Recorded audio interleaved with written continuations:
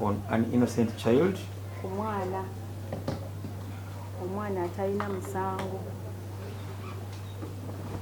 Who was exposed to dangerous diseases, among which was HIV.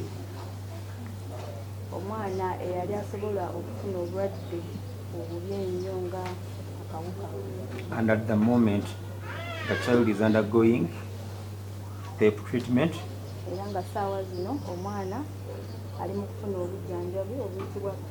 The character of the convict is not fit to live in society.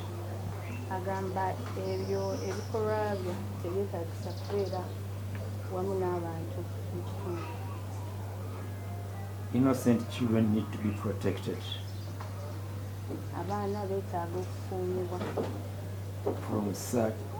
from such people. It was only luck that she recorded herself and the video went into circulation.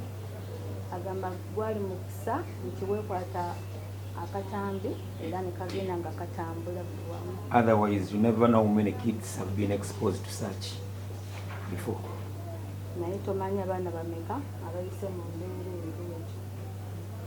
The sentence given to the convict should be a message to the public that there is no room for torture, especially to children who are innocent.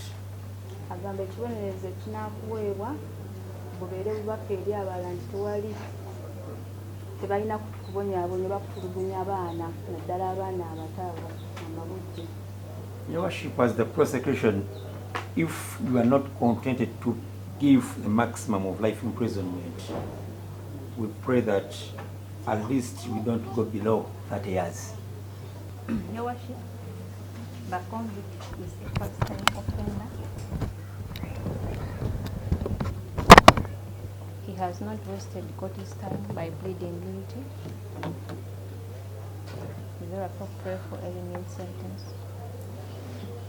There are so many people out there that do the same to the innocent children, but to go free.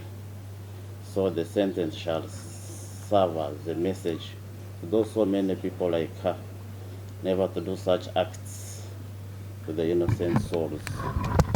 The victim pleaded guilty from onset. She seems remorseful. She did not waste court's time. I think she deserved the second chance when she served her sentence. I will therefore sentence her to 35 years imprisonment. I so order.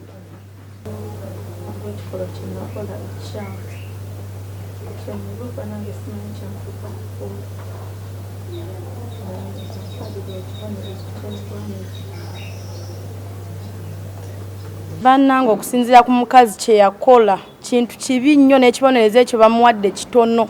Mannaye singa naaliwo nze ow'omugisa Mukama Katonda n'akasoose ne munyigaanyiga ate n'ekibonerezo bamuwadde kitono kyetaaga myaka 5. Kuba omukazi omuntu alina omuzadde gwali teyapamira wuwe n'amujja ku ssomero bamujja ne ku ssomero ng'agamba nti wa P7 gwali tebamujja ku ssomero n'ajja n'aniera omwana wa munne agamba mbadde muyana muteeka kalabba kubanga alabika si muzadde oyo kuba bandibadde bamuteeka kalabba bw'obanga oli mukazi muzadde nga wakeera enkya n'ozaala n'otunuulira omukazi oyo ebintu bye yakola mu butuufu agwana kalabba n'emyaka yakola kuba tubadde tubeera naye nga mutuuze munnaffe wano naye ekintu kye yakola ng'ate naye muzadde kyatuyisa bubi nnyo ku kkooti kyesazeewo nze ndaba ekibonerezo kye bamuwadde kitono nnyo bamusibye mpaka mayisha afiireyo n'okufiirayo. Tuyambako nnyo n'okubanga mu butuufu bawulira omulanga ne bangwirawo kati nga ffe ababodaboda tulina obusungu bungi kuba kati bwe ntuma omukazi ngoyo omuzadde nga yakola ekintu ng'ekyomwana nga nange nina abaana mu butuufu singa tuffe twamusangawo nga ab'obuyinza tebannajja twandibadde tumuyisanga ababodaboda we bayisa ababbi nga babakutte.